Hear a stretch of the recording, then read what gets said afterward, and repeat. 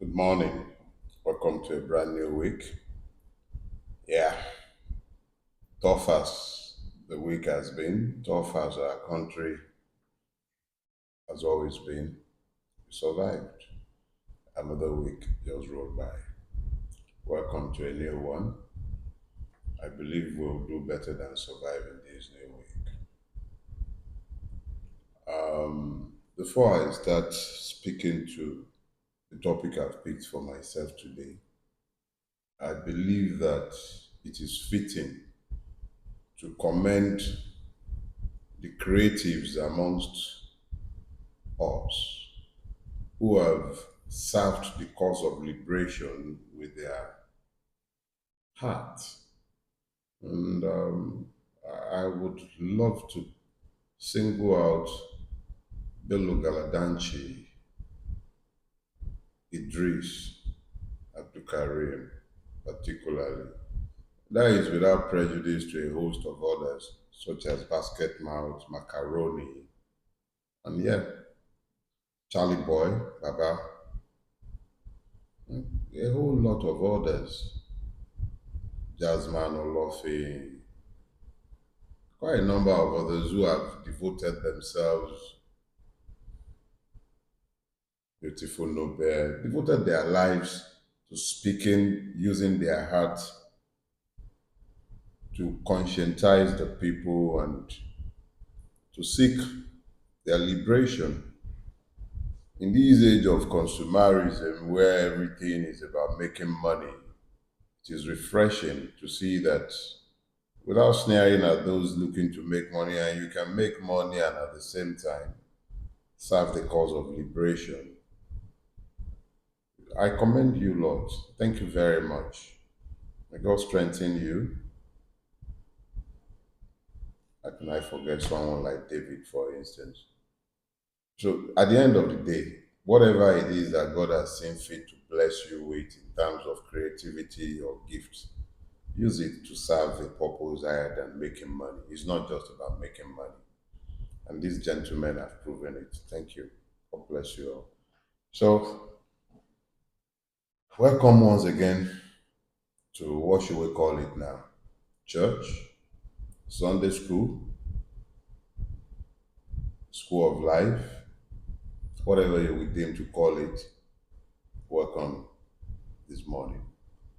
Today, I would like us to speak to the subject citizenship and the leadership question.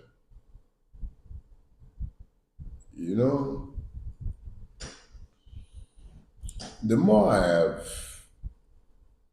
pondered our circumstances, the more I began to see connective tissues between deficiencies in one area that explains the deficiency in another area. So, whilst we've often described our problems as systemic, I'm not too sure we've actually quite appreciated the exact nature of the uniqueness of our mess. I'll try my best to explain, or as the Igbos will say, elucidate. So, in looking at the question of leadership, because very often in Nigeria, we are quick to point at leadership as the basis of our problems. And whilst even I have been guilty of this in the past, I am beginning to suspect that it is actually quite simplistic to say that the Nigerian problem is leadership. And don't worry, I'm not buying into that nonsense that is even just as simplistic. The one that will say is a problem of followership. Nonsense. If you're saying it is a problem of followership, you're suggesting that there is leadership. So, but don't let's get ahead of ourselves. We'll take it one at a time. But I would like to layer my sermon this morning on a Yoruba wisdom, and it is the one found in the Yoruba proverb. It says, "Amokun, amokun, ẹrù ẹwọ, olórí lẹ̀ ń wò, ẹ wo ìsàlẹ̀." What does this mean? You say to the crippled man hobbling along that the load that is on his head is imbalanced and is cured. And he says to you, why do you focus on what is on my head? Why don't you examine my feet, the foundation of my being? The Nigerian problem of citizenship and the leadership question are foundational in nature, and it is best to attempt to explain this by looking at the doctrine of citizenship or its meaning. What does it mean to be a citizen? What is citizenship? I have spoken about this at great length. I've written about it at great length. I shouldn't have to spend too much time explaining what a citizen is or what the concept of citizenship is about. But for the benefit of those who are coming across me for the first time, or just for the sake of completeness, shall I say, I would attempt a concise definition. A citizen is a member of a state that is governed by law. You get that? A member of a state governed by law. Note that I didn't say a democratic state. I said a state governed by law. So a Chinese person, even though China is not a democracy, quote and unquote, is a citizen of a country governed by law because arbitrariness cannot apply to the Chinese person, save and except as prescribed by the law. So, China is governed by law, and the people who live within its boundaries are equally governed by law, be those the rulers or the ruled. This is the critical difference between states governed by law and those that are governed by impunity or the will of men. Okay? So, yes, you carry a Nigerian passport. You have been lied to multiple times. You've embraced the lies and you've told yourself that you are a citizen. But the country whose citizenship you claim is not one that is governed by law. So, in reality, you are not a citizen. We can discuss what you are, we can agree what that might be at a later date, but the one thing that we can all agree on is the fact that you are not a citizen. If you doubt it, I'll remind you of Boratai's convoy. You remember that one in Kaduna State? Remember, we agreed the Kaduna State panel of inquiry established as a fact that 430 human beings were slaughtered. They were not citizens. Nobody was held accountable. Lekki Toll Gate massacre. Nobody held accountable. And you know what's worse? Some of you justified it for various reasons. The Shia were not Muslim enough, they are apostates, so they're not human beings, they could be killed. So they are not citizens, all right? So, and then the ones that Lekito Gate, what were they doing there? They are hype up or something or the other. They are troublemakers, they are protesters, so they are deserving of murder. And some of you joined in line that it didn't happen. And even those of us who wailed and cried that it happened, what happened? Nobody was ever held responsible. Persons were promoted within the armed forces who were culpable in this. Nobody ever paid for any of those crimes. So let's be clear. You are a member of the Nigerian state, but you are not a citizen. All right? So let that one stay in one side first. Then the second leg of this subject, citizenship and the leadership question, is a subject of leadership. What is leadership? We speak about leadership all the time, and a lot of people make the error of thinking that whenever somebody occupies a high position in Nigerian office, perhaps a governor, a senator, a House of Reps member, a councillor, even an Oba or an emir, the assumption is that these are leaders. But these are fallacies. To lead, you must have a destination to which you're leading the persons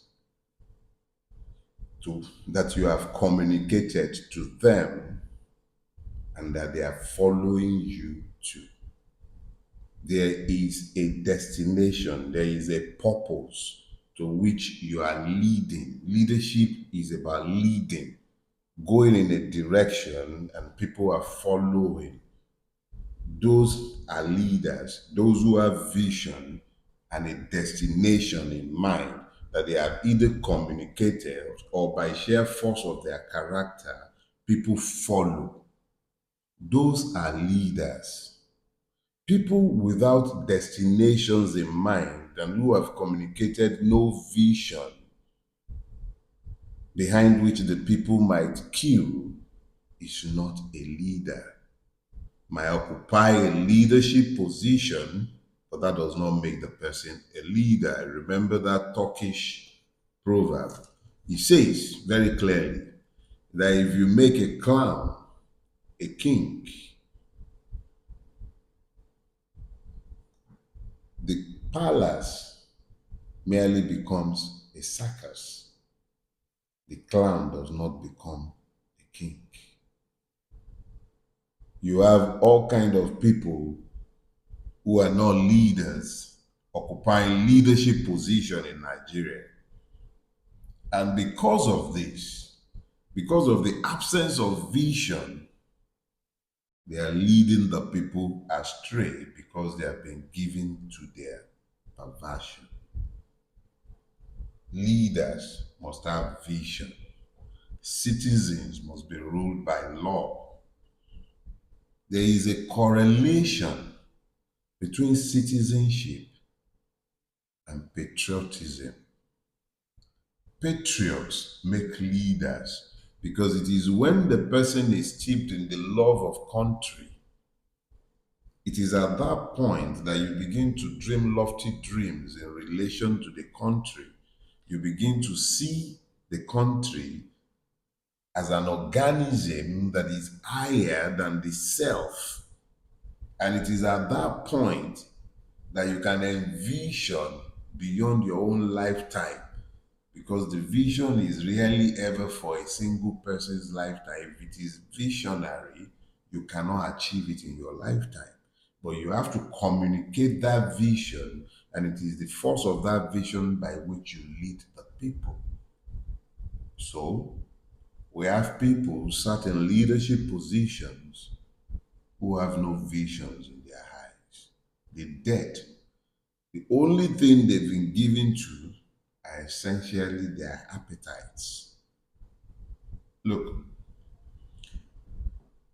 the concept of motherland speaks to a country that suckles, that nurtures the citizens, that is there like a mother. That is why they say, oh, my motherland. The Nigerian cannot speak to a motherland because the country does not nurture, because it is not anchored to the rule of law. Instead of nurturing, it is a most hostile space where EFCC men will stroll into a hotel and be slapping a woman for whatever reason. Soldiers who kill human beings unharmed for whatever reasons. A high government official will believe himself offended and imprison an innocent victim of the state for no justifiable reason. I was watching the Kenyan uprising and I realized that the day after the uprising began,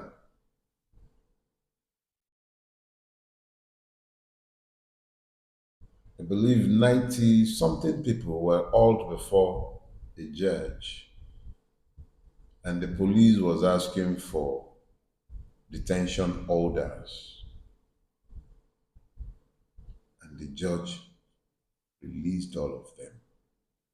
If it was a Nigerian situation, we'd probably be looking at 2 years, whilst those protesters will still be in jail, and somebody will sit as a magistrate and find a basis upon which not to offer them bail, continuing to ask that the DPP just continues to find a reason to keep them in prison. I am told there are people from NSAS who are still in jail. Some of them haven't seen the inside of a courtroom. And we are in a democracy, and you are citizens. So Nigeria does not nurture, it's hostile. If anything, it's like a cannibalistic sow. You know those pigs that birth and then eat their young? That's what Nigeria has become. Cannibalistic mother. So there is no motherland. But does it protect? Does it provide? Is it a fatherland? Oh no, I don't know. If Nigeria were to be a father, it would be probably the most irresponsible father in the entire wide world. We've got like 15, 16 million children. That's the population of a whole lot of countries slapping the streets without any skills. A lot of them drug addicted. And leadership is meant to come from this. After 9/11, and at the height of American paranoia, you know what they call the primary agency they set up for the protection of their country? Homeland Security. Homeland. It's the concept of this is our home. Yeah, we can take the war everywhere else in the world, but this is our home. So, Homeland Security. Homeland Security pulls probably one of the highest budgets behind defense. That's how serious they take the defense of their homeland because they take a whole heap of pride. It's not just motherland or a fatherland, it's homeland. You know what I'm saying? It's homeland. Is Nigeria our homeland? Have we developed the concept of citizenship? No. Has the country itself allowed for citizenship? No. So we've not built a homeland. We don't have a motherland, we don't have a fatherland, of course, no homeland. Look, you need citizens before you can have leaders. What we have are dealers. They are not accountable to us because they are themselves not citizens of Nigeria. Each and every one of them, almost without exception, is carrying some foreign passport or the other. They are not citizens of Nigeria, so how can they lead Nigeria? How? How can they lead Nigeria when they are not citizens of Nigeria? Their homes are not in Nigeria. Their doctors are not in Nigeria. Their dentists are not in Nigeria. And all apologies to the gelato eating Oga, a lot of them, even their restaurants are not in Nigeria. If they feel like having a good meal, they hop on their private jet and fly off to Monaco or Paris or anywhere else in the world but Ajegunle, you know? So, how do you expect to have leaders when in reality what you have are dealers? You don't believe me? Let me share one with you. I challenge you. Take out the time, educate yourself on the subject of this GMO food, and then come back and tell me that a country that is truly led, where those in charge of the safety and affairs of the people truly care about their people, will they allow all these genetically modified foods that we don't even begin to understand exact effects? Would they allow it?